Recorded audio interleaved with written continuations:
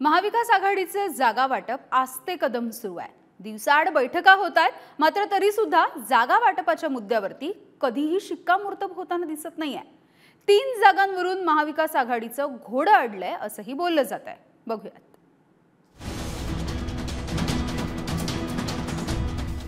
महाविकास आघाडीत 3 तिघाडा काम बिघाडा होणार का असा प्रश्न उपस्थित होतोय।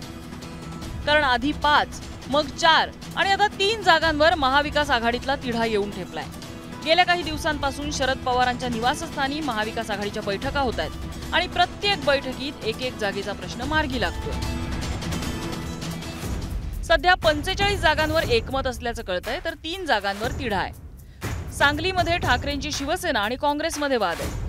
भिवंडीत काँग्रेस आणि राष्ट्रवादीत रस्सीखेच आहे, तर ईशान्य मुंबईत ठाकरेंची शिवसेना आणि राष्ट्रवादी दोघंही आग्रही आहेत। काँग्रेसचं दोन्ही पक्षांसोबत अडलेलं कुठेतरी पाहायला मिळतं। राष्ट्रवादीसोबत भिवंडी आणि चंद्रहार पाटील सांगलीचे उमेदवार म्हणून शिवसेनेसोबत अडलंय। असं एक अजून त्या दोन्ही ज्या जागा आहेत त्यामध्ये वेळ सुद्धा आपल्याकडे आहे, कारण यावेळची निवडणूक इतकी 5% घेण्यात आली। अभूतपूर्व ऐतिहासिक निर्णय निवडणूक आयोगाचा। 5% महाराष्ट्राची निवडणूक मोठ्या मोठ्या राज्यांची एका दिवसाची आहे, एक टप्प्यात। महाराष्ट्र मात्र 5 फेजमध्ये होते आहे, त्यामुळे आमच्याजवळ वेळ आहे, चर्चा आम्ही करू। आमचा आग्रह आहे, ही वस्तुस्थिती आहे। आम्ही बरेच चर्चा केलेल्या आहेत। बहुतेक सगळे प्रश्न सुटत आलेले आहेत।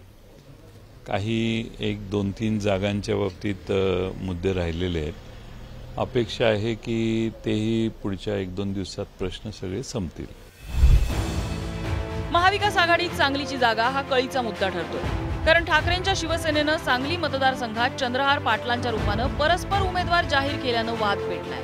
त्यामुळे सांगलीवरून काँग्रेस नेते विश्वजित कदम यांनी शिवसेनेवर हल्लाबोल केलाय। सांगलीची जागा ही परंपरेनं काँग्रेसचीच, काही झालं तरी सांगलीचा हट्ट सोडणार नाही असा निर्धार विश्वजित कदम यांनी व्यक्त केला। आता सांगलीची जागा दोघांसाठीही का महत्वाची आहे तेही जाणून घेऊया।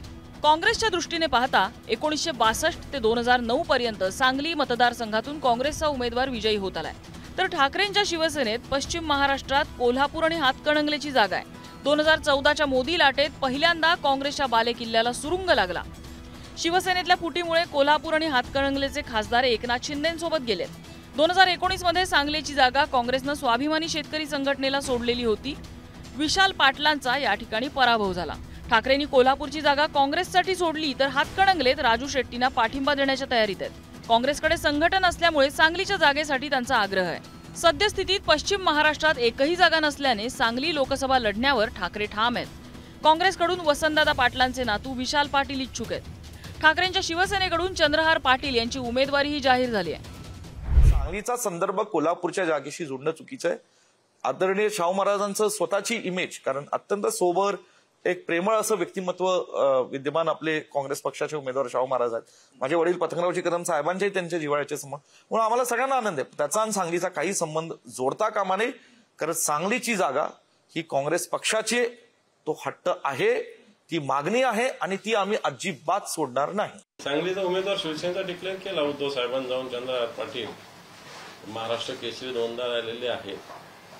एक चांगले जनतेत जिल्हा परिषद वगैरे लढलेले आहेत, त्यांना एक उमेदवारी शिवसेनेच्या वतीनं उद्धवजी ठाकरे साहेबांनी जाहीर केलेली, त्यामुळे ओढादा नसायचं काही कारणच नाही। दरम्यान जागा वाटपावरून महाविकास आघाडीतील 3ही पक्षांमध्ये वादविवाद सुरू असताना धुळवडीच्या दिवशी शरद पवारांनी उद्धव ठाकरेंची भेट घेतली। या दोन्ही नेत्यांमध्ये सुमारे 2.25 तास चर्चा झाली। या बैठकीदरम्यान खासदार संजय राऊतांसह शरद पवारांच्या राष्ट्रवादीचे प्रदेशाध्यक्ष जयंत पाटीलही उपस्थित होते। मात्र मातोश्रीवरील बैठकीला काँग्रेस नेते नसल्यानं आश्चर्य व्यक्त होत आहे। सन्माननीय शरद पवारजी आणि जयंतराव पाटील हे मातोश्रीवरती आले। त्यांनी शिवसेना पक्षप्रमुख उद्धव ठाकरे यांच्याशी चर्चा केली। ती चर्चा साधारण पुढल्या रणनीती संदर्भात, उमेदवारांच्या घोषणा एकत्रित करता येतील का या संदर्भात चर्चा झाली आणि ती चर्चा अर्थातच पवार साहेबांबरोबर नेहमी सकारात्मक चर्चा होत असते। आणि काँग्रेस विरहित निवडणूक कशी लढवायची, काँग्रेसला बाजूला ठेवून निवडणूक कशी लढवायची यावर चर्चा झालेली आहे असं आमच्या कानावर आलेलं आहे। म्हणजे काँग्रेस बरोबर जी सुरू असलेली महाविकास आघाडीच्या नावाने चर्चा ती आता संपल्यात जमा आहे. कारण का काँग्रेस नेत्यांनी उद्धव ठाकरेंबरोबर चर्चा करण्यामध्ये स्पष्ट नकार दिलेला आहे.